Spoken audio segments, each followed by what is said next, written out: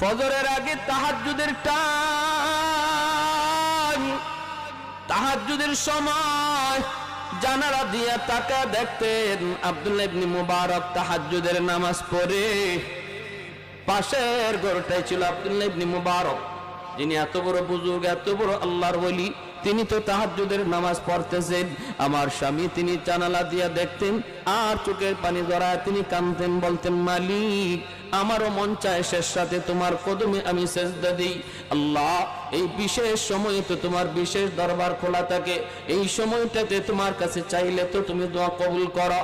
আল্লাহ, তাহাজ্জুদের নামাজ আমার পড়তেও মন চায় গো মালিক, কিন্তু আমি তো ক্লান্ত, আমি তো পরিশ্রান্ত, সারাদিন কষ্টের কাম কাজ করার কারণে আমার শরীরের গিরায় গিরায় ব্যথা করে। আল্লাহ, আমি উঠতে পারি না, কিন্তু আমার মন চায় তার মতো আমিও তাহাজ্জুদ পড়ি।